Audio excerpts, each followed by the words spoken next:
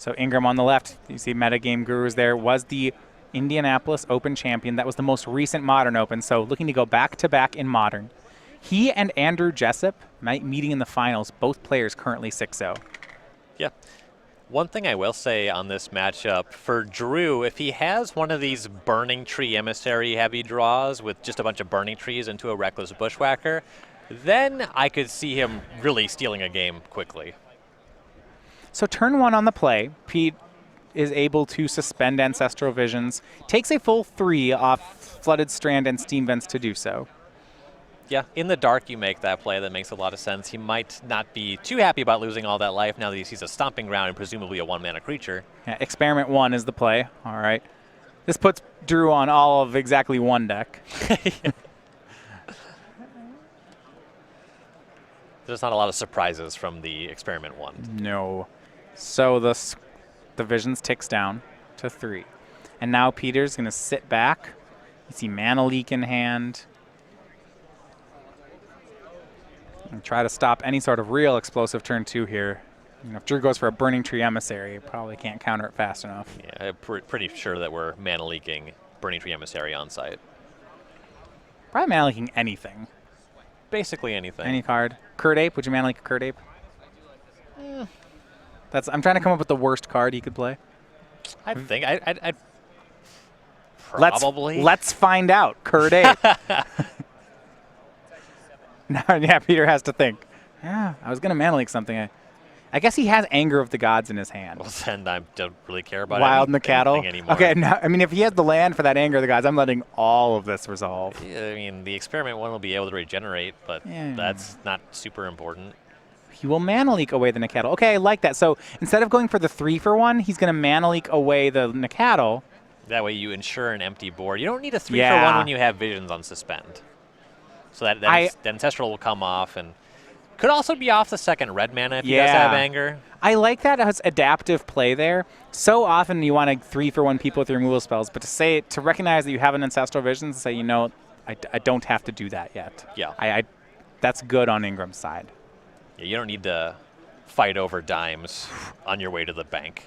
And a big stumble for Ingram. He casts Serum Visions, misses his land drop, scries 2 to the bottom, and says, go. Ugh. So for Iafrate, now it is big punishment. Here's Burning Tree Emissary, Reckless Bushwhacker, Surged. So speaking of combo kills. This is 12 damage. Peter's going to go to 3. A 2-mana investment for 2 bodies that attack for 5 without other creatures. He'll go to 4. Bushwhacker does not pump itself. Path to Exile will hit the Experiment 1. So, okay. Damage is 3 off the Ape, 3 off the Emissary, 2 off the Bushwhacker. Peter will be at 7. Gives Drew a land. Still a rough one. Remember, there was a double scry to the bottom, so there's no guarantee here that Ingram is getting off 2 lands next turn. Right. Even something like a red source on a dual land would cost him 2 life. Oh, there it is. Goes to 5, casts Anger. All exiled. Ingram is at 5. But next turn, he will get a full grip of cards off that Ancestral Visions. We'll see if Iafrate can close this one out. He's got Peter down to 5.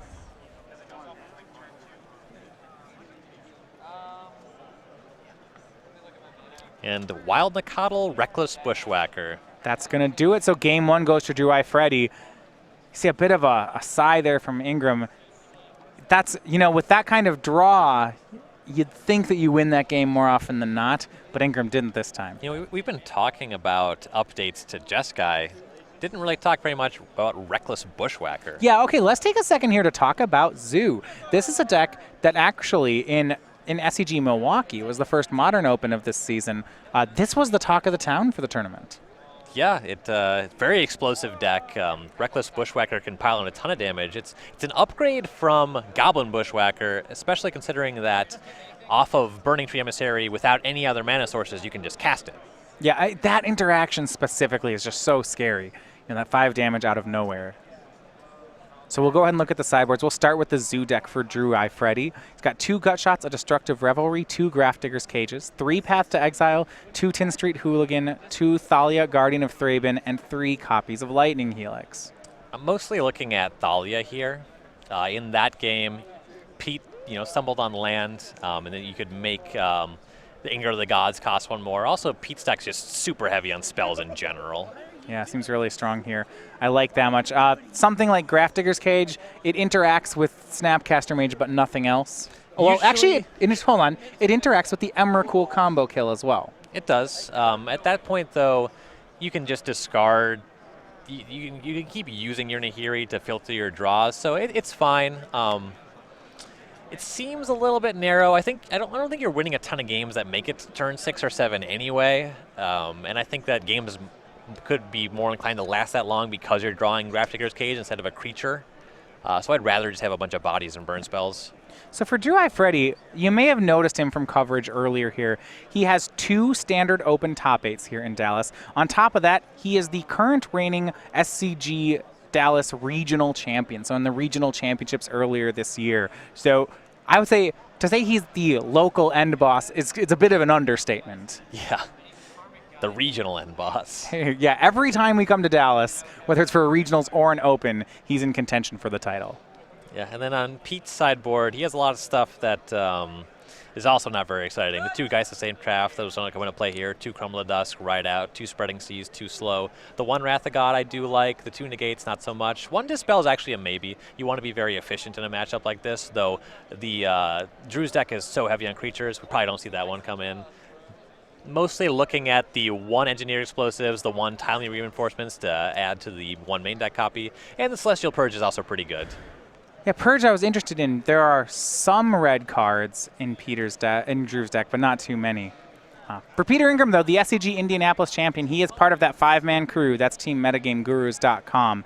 25-year-old from Wantagh, New York. Pardon if I can't say that town's name right. He's got 3 open top 8s. We mentioned that win. That's this season. Also has an invitational top 8 to his name. Name has been turned into his own language courtesy of Ben Friedman and Alex Masterson. I don't even know what that means. I believe that this is what we in Minnesota refer to as the Ken Burl effect. Okay. Elaborate. So Ken Burl is a longtime player. He's not old, but he's middle-aged. He's old relative to most Magic players. He's been around for a long time, and about a decade ago, the better players in Minnesota were so entrenched with Ken Burl that there were players that would have entire conversations that consisted only of the word Burl. So you just They'd be so if you hanging just say the around- word Ingram, that's a whole so it's kind of like how Pokemon talk. Is that what we're doing? Sort of, except everybody is an Ingram, or everybody is a Burl. Okay. Can Peter Ingram say words other than Ingram? Well, he can. Okay. The language wasn't developed by him, right? Is that it was his friends? Well, yeah, by Ben Friedman and Alex Masterson. Peter's going to be on the play. Starts off on Hallowed Fountain. Shocks for it. Casts Serum Vision. Scries 1 to top, 1 to bottom. Yeah, there was a fetch land as well, so down to 17. I liked it when he took 3 to cast Ancestral Vision.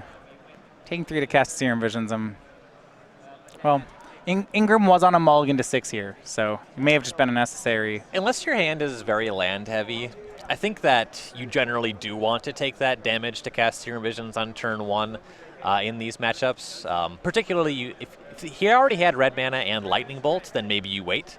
But I do think you have to. You will lose more life in the long run sitting on your spells and playing tap lands than you will playing them untapped and trying to be tempo positive. Curd Ape was the turn 1 play for Drew. It'll swing in and knock Ingram down to 15. It's an Eternal Masters Curd Ape. 4 in Eternal Masters even looks. No, it's just. Is it just English? I think it's just English. Well, I like the original art on it. I like the Arabian Nights Curd Ape. He doesn't. He has the same art as revised, right? Yes. It's just a monkey. Yep. It's a big old monkey.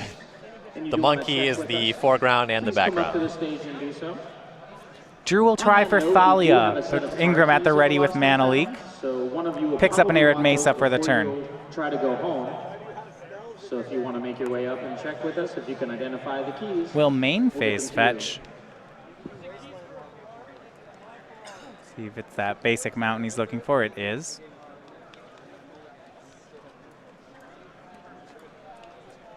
Interested on 3. He'll cast Timely Reinforcements. Now, I'm not sure Yeah, what's we'll going confirm on with life our total. life totals, but if this is just for 3 1-1s, that tells me that Pete's hand is probably pretty bad, or this could be a stumble. Yeah, no life gain on it. It was just the 1-1s, and he'll triple block the Curd Ape. Drew, Atarka's command pumps Ape, deals 3 to Peter. Yeah, I have to imagine that Wow, Pete's okay. hand is not very good if that's the play that he's making. Well, or it's great. It could also be great and he has to do something with his mana, but I find that less likely.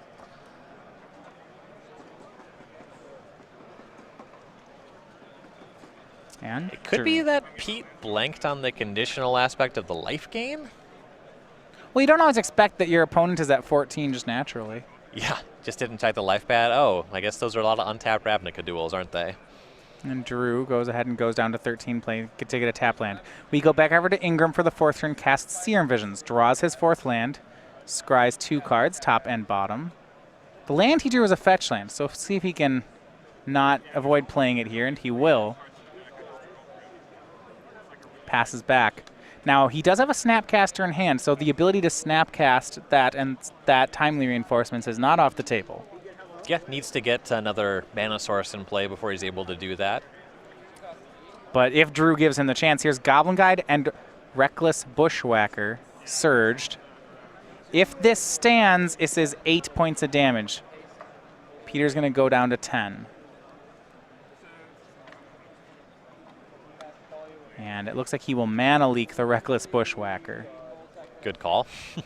Swing with both. He'll get a Goblin Guide trigger, see if he draws that land. If he hits the land, and he does, Sulfur Falls, that That's a great Snapcaster play is all set up for him. Yep. Fantastic pickup. Ingram goes to 6. Snapcaster, yeah, doesn't even have, Drew Nahiri didn't even have to think about it. It's Snapcaster and Timely Reinforcements. 3 more 1-1s for Ingram, 6 more life points. He's back to 12. Mason Quo, if you were in the room. And with a Nahiri still in hand, this is a great place for Ingram to be. Oh, yeah. The question is, what does Drew have left in the tank? His creatures don't make very good attacks at this stage in the game. All right, so for Drew, he's back to the drawing board. Facing down now 4 creatures, opponent at 12. He'll play land 5, which is a forest.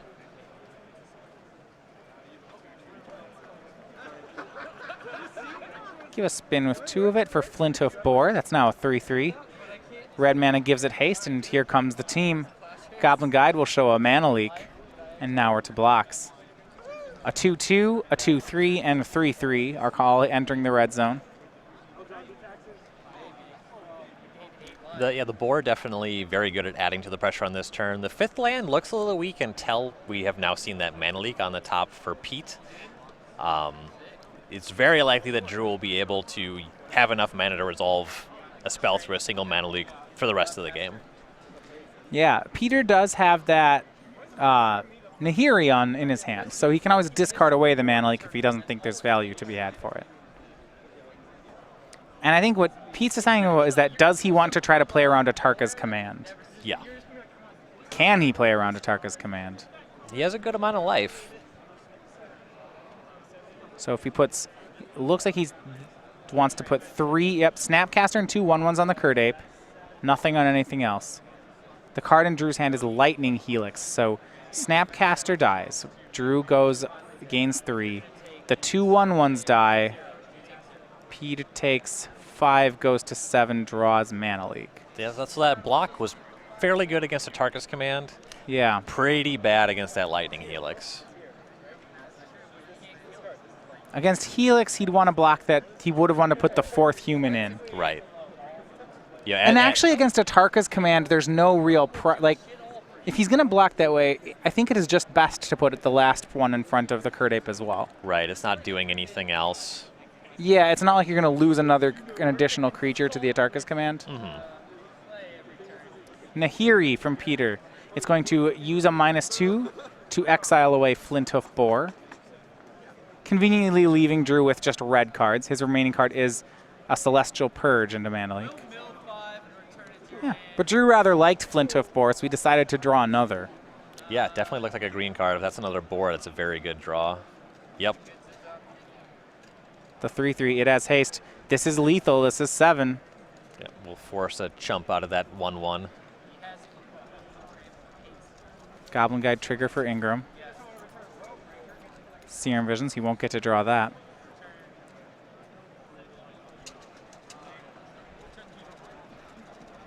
Confirm where all these attackers are going. The 2 red creatures are going for Nahiri. Okay, since there's no lethal attack anyway, I do kind of like that. And it looks like the soldier will chump the Flinthoof Boar. And now the Serum Visions is a much worse top deck with the Nahiri off the table, because Pete won't be able to scry anything that he can draw this turn. Snapcaster and a white card on top of his deck off the scry. Pete left himself in a spot where a Anger of the Gods or a Wrath of God would be very good here. I think that's why the chump block happened. Yes. His draw was a land. Believe a Ghost Quarter.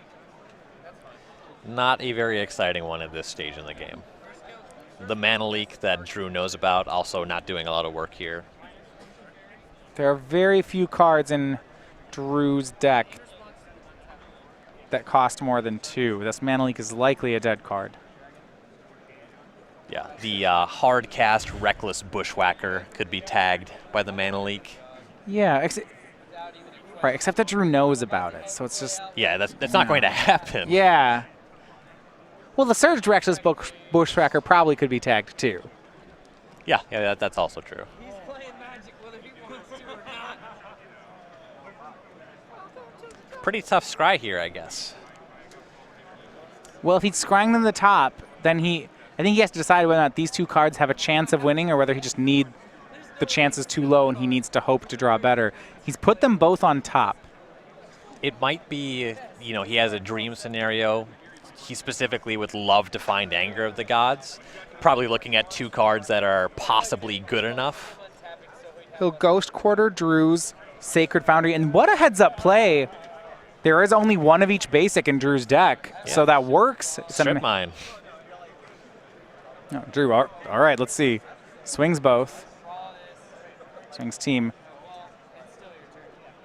Kurt Ape will get exiled. You see that Peter is declining the Goblin Guide? Yeah, shows Snapcaster. Drew says, no, we're going to look at it. Plays Experiment 1. Peter is at 2 currently from that attack. So he draws Snapcaster Mage. So the Snapcaster could find a removal spell for one of the creatures. Well, I don't know if he has a way to remove Flinthoof Boar. Yeah. Celestial Purge can't deal with that one, and the Snapcaster only chumps the boar. Yet not having a Lightning Bolt or a Lightning Helix in his graveyard is a pretty bad spot. Well, I think he's going for Serum Visions because he knows the next card down. Yeah. So maybe if it's a Lightning Helix, say, then it's okay. Well, he tapped in a way where that would not be okay. Well, what can it be anymore then? Path to Exile? Even with that, he's just kind of hanging on. Okay, so it could be... well, he first of all needs to hope this Experiment 1 stays a 1/1, I think. Right. He right. needs that to happen. Interesting. Yeah, it might be Path to Exile. He will pass. A creature should win it for Drew. Can he hit it? Wild Nacatl, I think that's it. Plays it, evolves the Experiment 1. And that's going to be enough. I don't know the last card in Peter's hand, but I don't think it matters. The Path to Exile is no good. And Drew Iafrate 2-0 gives Peter Ingram his first loss of the tournament. I don't think we gave Zoo enough credit. That was impressive. Yeah.